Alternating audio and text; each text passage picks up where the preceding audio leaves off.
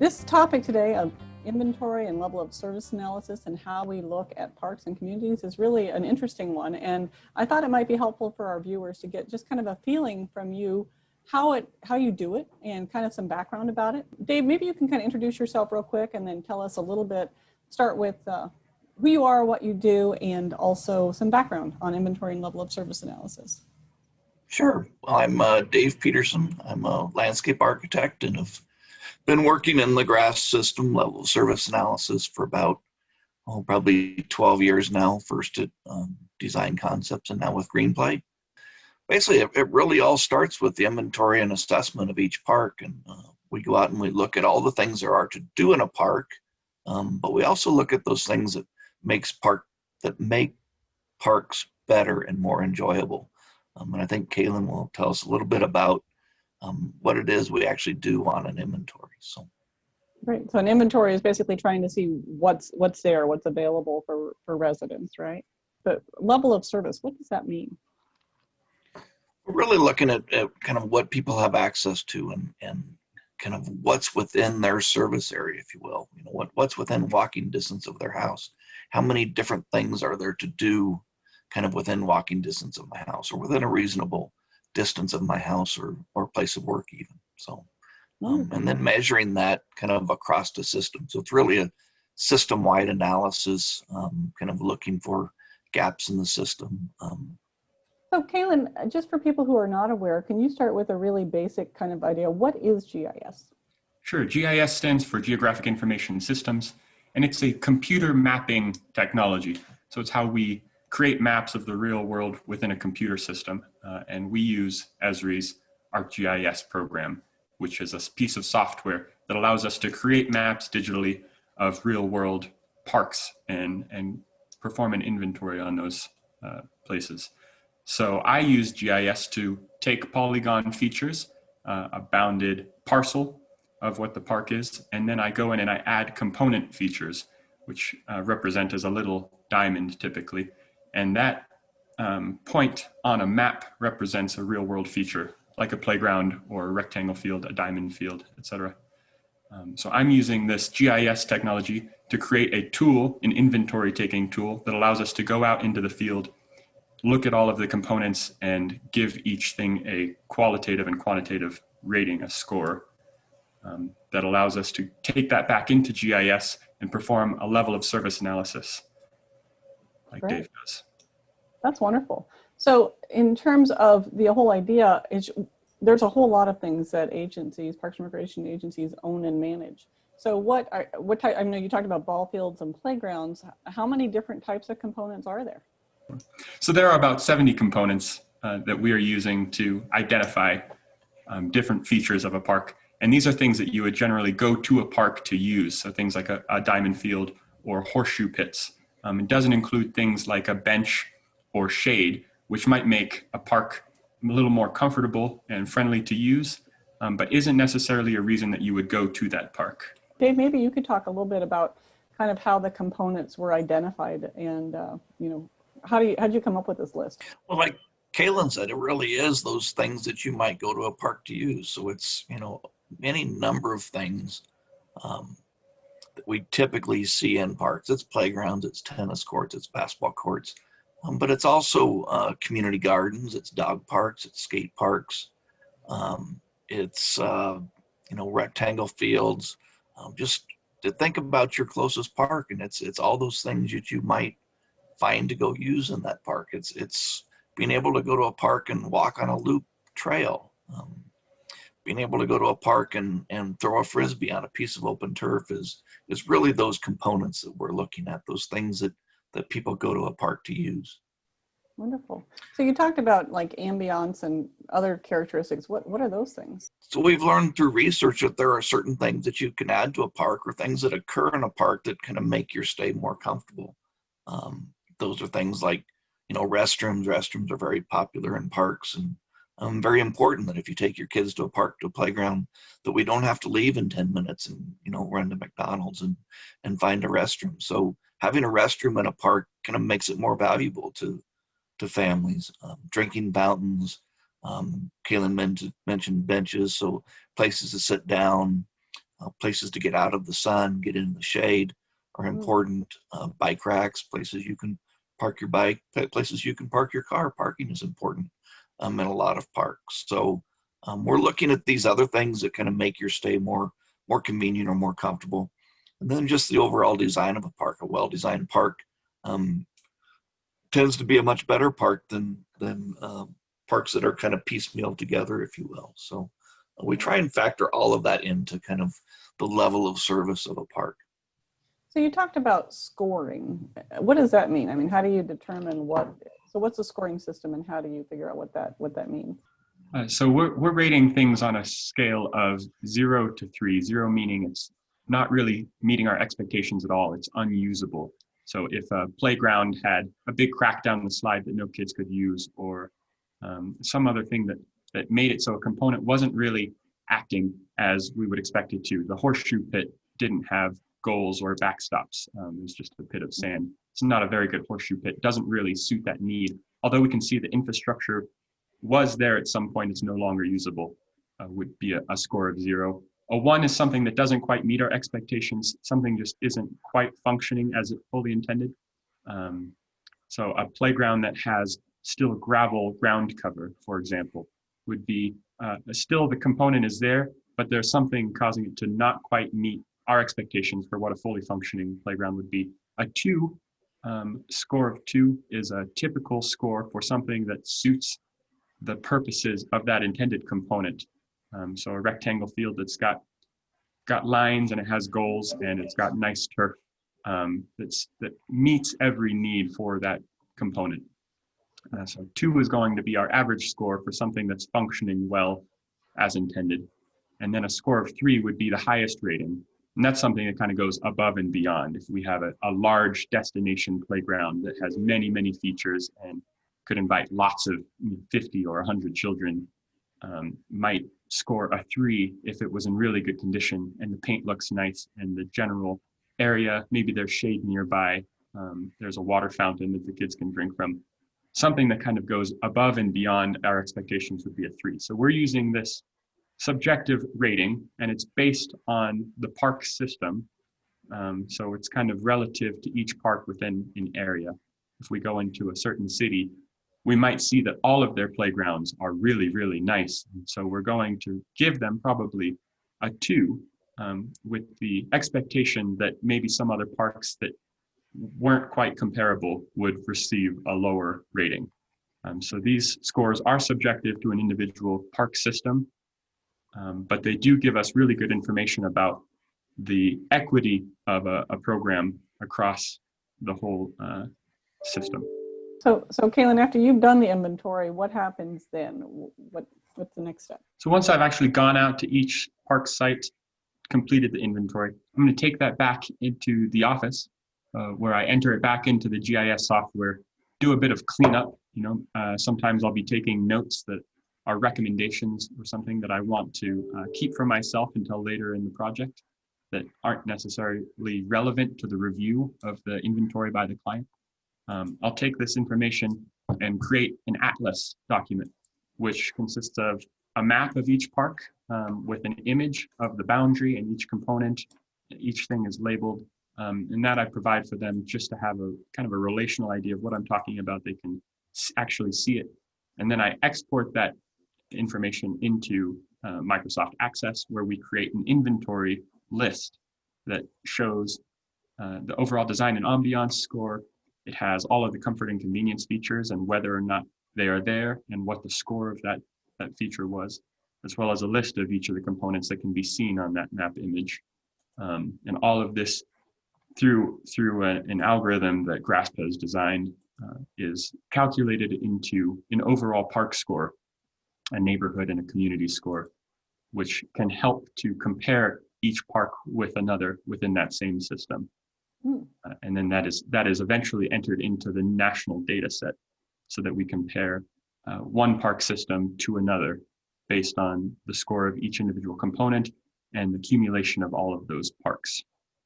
Okay. So is that, so you're taking that inventory and you're bringing it back and you're getting it in the GIS and getting it all cleaned up. So what's the next step? Is it, Dave, is that where it starts to take an inventory and turn into a level of service analysis, or what's that mean? What's that crossover? Yeah, that's really what's happening. We're taking that inventory and kind of turning it into this level of service analysis. So this is a really simple example of kind of how the inventories kind of come into the computers. And you can see in this slide that there's a green box, and that really represents City Park, if you will. In this situation, Kaylin talked about the boundaries of a park. So we are considering that boundary. You can also see three small little dots in the middle of that park. They represent a playground, a picnic shelter, and open turf. And that's really what we're doing. We're setting up these inventories by putting these points in these parks. So as we can see in this slide, we have those three components. We have a playground, we have a picnic shelter, and we have a piece of open turf. So one each, that's the top line, the quantity. The second line is kind of the score. So it wasn't a very good playground, it scored a 1. But the picnic shelter and the open turf were standard. So they each scored a 2. So we're multiplying that quantity times the score to kind of get a total score for that park of 5 in this slide. Really a rough example, though, of how we're doing this scoring. So as you can see in this slide, we've added a service area for each of those. So each of the components, the picnic shelter, the playground, and the open turf, each get a circle that represents the service area for that component. And we apply that score, that total score, to each of those service areas. So again, a rough example, those components, we saw that the quality and the quantity added up to 5 for each of those. We're also given the park boundary a score also. So we end up with this orange gradient, if you will, or this heat map that's showing where the level of service is higher based on where each of those components is located. Ultimately, what this does, though, it allows us to look at your level of service, not only based on that closest park to you, but a number of different features that may be accessible to you. So in this case, we're showing park A, B, and C, and definitely a different quality of each of those parks. And we see that people that live close to park A only have access to park A, but somebody who lives in between park A and park B has access to both of those parks and has a score of 38 in this case. So this is an example of how that level of service looks at the system-wide approach. Here's a real-time example of how those gradients look on a map once it's really run for a complete system. So we see these different shades of orange. Really, the shade of orange represents the highest level of service. So the darker the orange, the more access you have to more components and more quality components. Okay, great. Well, thanks for explaining that. I guess my questions to you, and this might be for you, Dave, as you're looking at level of service, I mean, obviously the park quality and where it's at and, you know, what's in a park, the components that you're talking about are important. What are some of the other aspects of service? I mean, are some of the other things that you can measure or put in? I guess you put them in as kind of overlays, like you're looking at demographics or you're looking at, I think ultimately what we're looking for is gaps in the system and trying to identify kind of, does the system have equitable distribution? So not does everybody have access to the best park, but do they have access to a typical park or to an adequate park kind of from where they live? So that's kind of the first thing that we're looking at is how is the service distributed across the system? And are there gaps in the system? Once we identify those gaps, we can go back in and really begin to look at, does that area even need service? One of my favorite examples was we worked in Arlington County, Virginia, and we identified this big, huge gap in the northern segment of Arlington County. And when we got in closer and looked at that was actually Arlington National Cemetery. And so probably not a real need for playgrounds and ball diamonds in Arlington National Cemetery. So that's kind of our first look is, does this area that appears to be a gap really need level of service? So how do you, so if we've got all these different parks, how do you look at whether or not they're connected, or how do people get there? So we're really looking at kind of two service areas. We look at a 1 mile, which we consider a neighborhood service area, which might be a short drive in the car. We look at that might be a bike ride or a longer walk. So a 1 mile kind of neighborhood service area.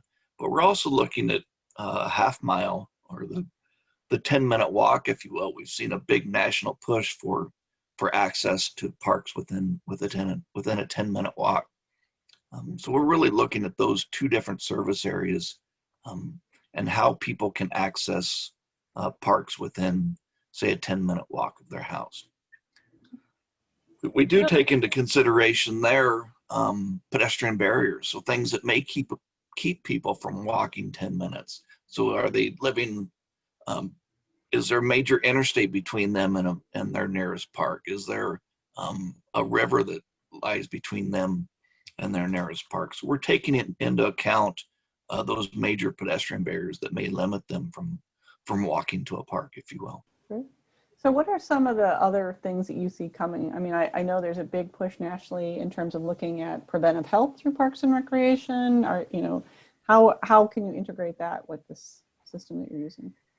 Well, there's all kinds of technology that's available right now. You mentioned earlier, we can analyze those gaps for demographics, so we can help prioritize based on the number of people that live in a gap area.